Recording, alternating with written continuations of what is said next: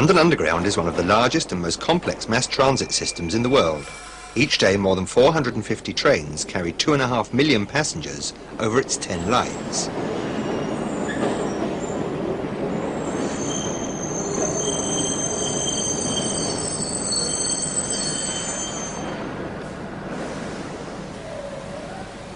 Electricity to power the entire undertaking is generated at London Underground's own power station at Lots Road, Chelsea.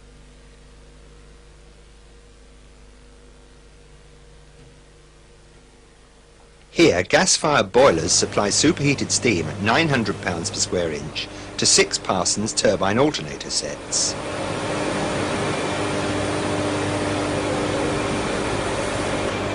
Each turbine runs at 3,000 revolutions per minute, and with all 6 online, power in excess of 150 megawatts can be generated. At periods of peak demand, further power can be generated at the gas turbine power station at Greenwich. This standby generating station is controlled remotely from the main control panel at Lots Road. Additional supplies can also be obtained from the national grid. From Lots Road, alternating current at a pressure of 22,000 volts is fed to the trackside substations.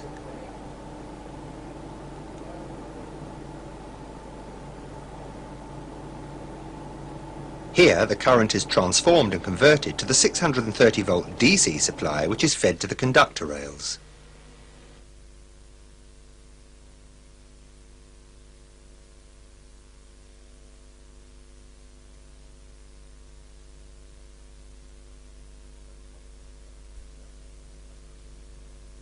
Both positive and negative conductor rails are mounted on ceramic insulators. Each substation is remotely operated from a central control room, which controls current distribution to the entire system.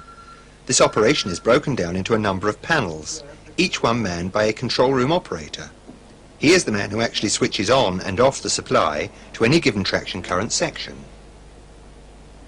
Each control room operator has a direct telephone line to the appropriate line controller, the man responsible for overall control of the traction current on the line in question. At this stage, let's have a look at a diagram illustrating the distribution of traction current. We can see that the power, at 22,000 volts AC, is fed to each substation, where it is transformed and converted to 630 volts DC.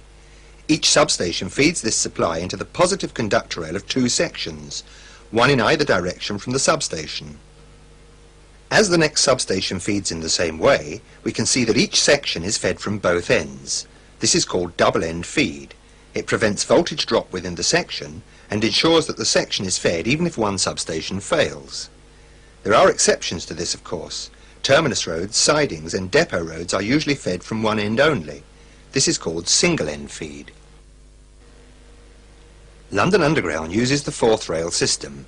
The outside conductor rail is positive. The one in the centre of the track carries the negative return, essential to complete the circuit.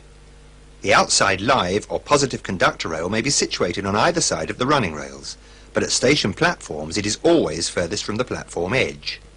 We can see that at each substation there is a gap, called a section gap, between the positive and negative conductor rails of each section. If, for any reason, the traction current is isolated in one section, there is always the danger of a train running into that section from a live section in the rear. To prevent this dangerous possibility, rail gap indicators are placed at substation gaps and are automatically illuminated when traction current has been discharged in the section ahead. Should a driver find a rail gap indicator illuminated, he must stop at it, sound his whistle and use the telephone if provided. He must not proceed until he is instructed to do so. Where rail gap indicators cannot be sighted by drivers at a braking distance, a rail gap repeater is provided. When illuminated, this repeater displays 3 yellow lights on a yellow enamel plate. Now that we have seen how the traction current is generated and distributed to the track, let's consider the various means by which it can be discharged in emergency. At each station in tunnel sections, a headwall tunnel telephone is provided at the departure end of each platform, easily identified by the red plate carrying the words private or tunnel telephone in white. The cover is sealed. If you need to discharge the traction current in emergency, simply break the seal, lift the receiver and depress the plunger for a period of 3 seconds.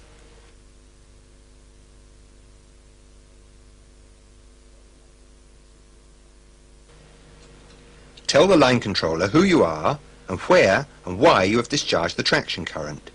If you don't get a reply within 3 minutes, replace the receiver and make contact with the line controller via an automatic telephone.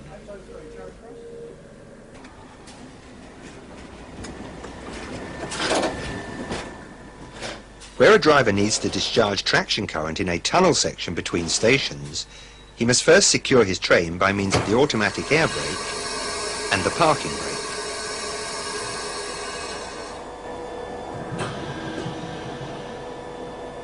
Then pinch the tunnel telephone wires, rubbing them together.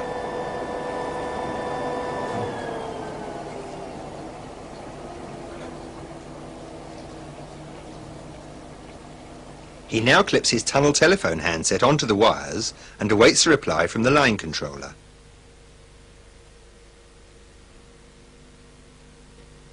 Again, he waits 3 minutes, telling the controller who he is and where and why he has discharged the traction current. Alternatively, he may contact the line controller by means of a mayday call on the train radio, reporting the circumstances requiring the current discharge.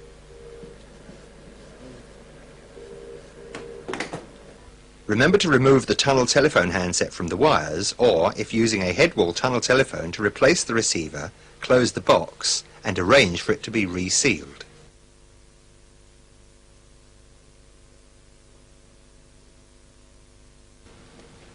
Once current discharge has been obtained, the driver must put down a short-circuiting device at each end of his train. Remember, most sections are double-end fed. In open sections, an emergency discharge of the traction current is obtained by request to the line controller by means of the train radio, signal post telephones, or telephones provided at stations or signal cabins. In all cases, staff must wait for confirmation that the traction current has indeed been isolated.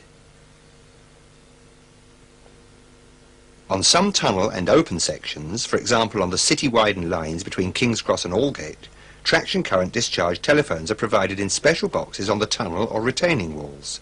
These are placed at regular intervals and alternate between ground and cab level.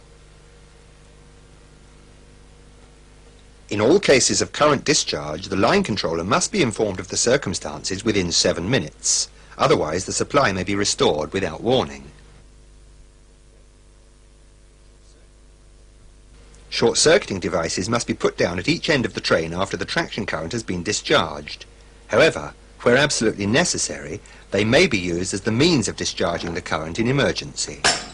Great care must be taken, so let's have a look at how a short-circuiting device is used. The original type has to be unfolded and pinned into the rigid position. Complete this operation as far from the positive conductor rail as possible. Taking care that your hands are not in contact with any metal part of the device, hook the triangular stop over the far side of the positive conductor rail.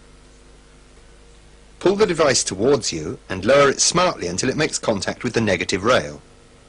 Don't forget to look away. An arc drawn by the device could damage your eyesight. The latest type of short-circuiting device is both smaller and lighter than the original type and needs no pre-assembly. Hold the short-circuiting device in one hand by the central grip. Lower the leading end onto the positive rail, then facing this rail, lower the rear end smartly onto the negative rail without hesitation.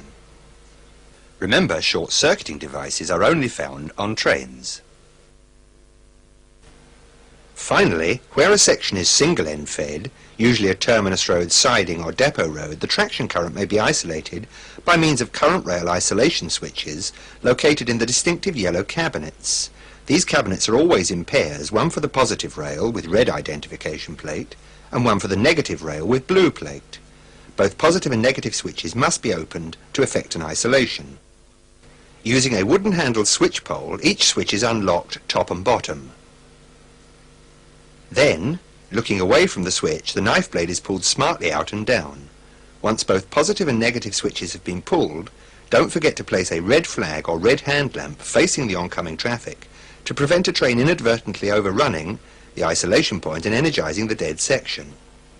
Only a qualified member of London Underground staff may operate these isolation switches, and only on the instructions of the line controller. No person should go on or near the track unless authorised to do so, nor should any person be on or near the track unless he or she is wearing high visibility clothing. Conductor rails must be considered live at all times, unless a specific assurance has been obtained that the traction current has been discharged. The conductor rails or overhead line equipment of adjacent BR tracks must also be considered live at all times.